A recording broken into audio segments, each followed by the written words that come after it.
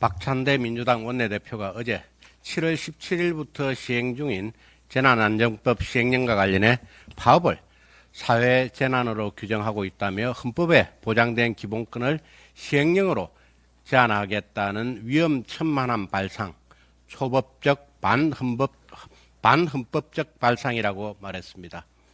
박찬대 대표의 파업을 사회재난으로 규정한다는 발언은 전혀 사실이 아닙니다. 시행령 어디에도 파업을 사회재난으로 규정한 내용은 없습니다. 지난 금요일 일부 언론 보도에 대해 정부가 입장을 발표하기도 했지만 쟁의행위 자체를 사회적 재난으로 규정한 것이 아니라 쟁의행위 등으로 국가 핵심 기반의 마비가 생겼을 때의 피해를 법정 재난으로 관리하겠다는 내용으로 이는 지난 2004년 재난안전법이 제정될 당시에 명문화되었던 것입니다.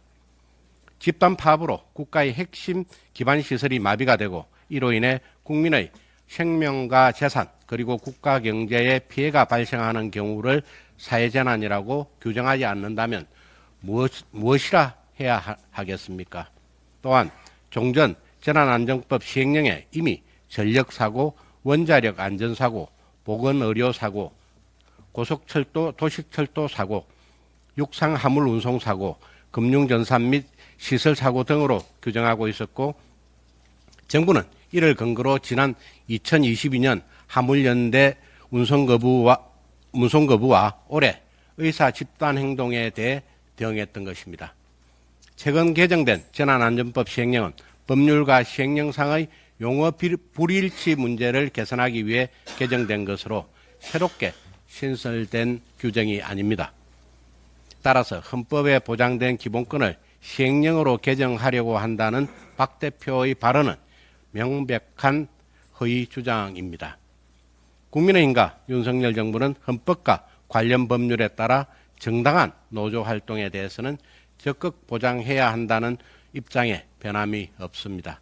그렇지만 불법 파업 등으로 국가 핵심 기반이 마비가 되고 이로 인해 국민의 피해가 발생할 경우 지금껏 그래왔듯이 무관용 원칙으로 단호히 대처해 나갈 것임도 분명히 해두는 바입니다.